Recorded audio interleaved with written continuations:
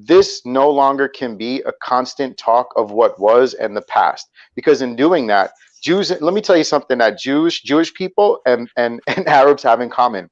We like to always remember our history, and we constantly will remember our history. And every time we talk about present day, you'll have someone who'll talk about 1948, 1967, 1970, 1980, the two, and we're like, buddy, listen, do you know how many families were born and raised and grew and have become grandparents since then? We can no longer have those discussions. We have to start training people from now to look at what is and look forward. We're too busy always with our heads over our shoulder. We're bumping into walls, and that's why these conversations go nowhere. We have to now have a progressive conversation that's actually meaningful, and it has to be fruitful, because I'll tell you right now, yes, I'm from Gaza, and the condition in Gaza is disgusting, and I wish it wasn't that way. But I also have to be a realist and understand that the creation of Hamas, which began as a resistance movement, is no longer that anymore.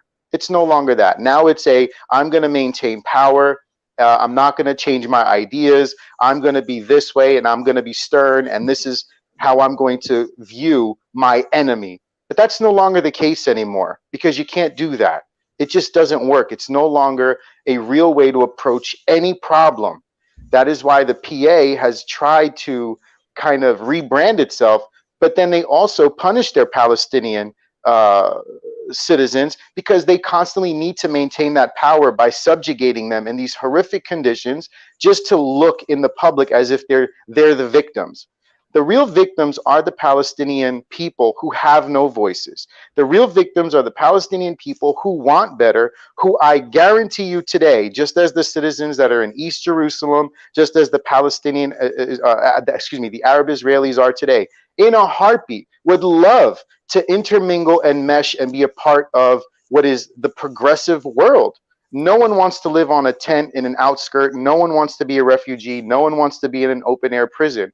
But the fact of the matter is that the only leadership that the Palestinian people have made them view the opposite side with such a animalistic lens that they're so detached from interacting with normal people. If you take a person from Gaza today and you bring them to the US, it's not only culture shock. The fact that I would even be talking to you folks, to them would be beyond a concept. How could you talk to Israelis? How are you doing that? That's how far removed. And I do place some of the blame on the Israeli government for enacting such a stiff blockade, because in doing that, I do think that doing that kind of hardened their hearts more to kind of prove the point. So when we talk about the whole idea of how do we bridge this gap, it's we need to stop with the past. We need to look at what is right now and think, what is the end game? How do we get these people together? Because if I can come on a platform like this, be where I'm from with the faith that I have, then clearly my faith is not an enemy to yours, just like your faith is not an enemy to me.